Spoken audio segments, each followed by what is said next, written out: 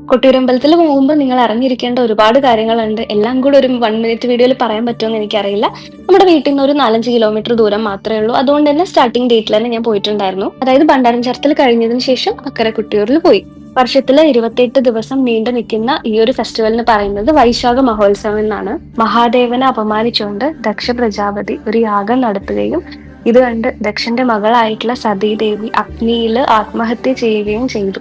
ഇതറിഞ്ഞ് ശിവഭഗവാൻ വളരെ ദേഷ്യത്തിലും സങ്കടത്തിലും ശിവതാണ്ഡവമാടുകയും ശിവന്റെ ജടയിൽ നിന്ന് വീരഭദ്രൻ ഉത്ഭവിച്ചിട്ട് ആ യാഗത്തെ നശിപ്പിക്കുകയും അതുപോലെ തന്നെ ദക്ഷന്റെ തല അറക്കുകയും ചെയ്തു. ഇതൊക്കെ സംഭവിച്ചിട്ടുള്ള സ്ഥലമാണ് നമ്മുടെ കൊട്ടിയൂർ. ദക്ഷന്റെ തല അറുത്തതെന്ന് വിശേഷിപ്പിക്കപ്പെടുന്ന മുതിരേരി വാളിന്റെ വരവും നെയ്യാട്ടവും ഇളനീർ വെപ്പും നിങ്ങളിപ്പോ ഈ കാണുന്ന ശീവേലിയും എല്ലാം കൊട്ടിയൂരമ്പലത്തിലെ സ്പെഷ്യലാണ്. പിന്നെ നമുക്കിവിടെ അക്കരെ കൊട്ടിയൂരും ഇക്കരെ കൊട്ടിയൂരും ഉണ്ട്. ഇക്കരെ കൊട്ടിയൂരിൽ എന്നും പ്രതിഷ്ഠയും പൂജയും കാര്യങ്ങളൊക്കെ ഉണ്ടാവും. അക്കരെ കൊട്ടിയൂരിൽ പൂജയുള്ള ഈ ഒരു വൈശാഖ മഹോത്സവത്തിൽ ഇക്കരെ കൊട്ടിയൂർ അടച്ചിട്ടിരിക്കുകയായിരിക്കും.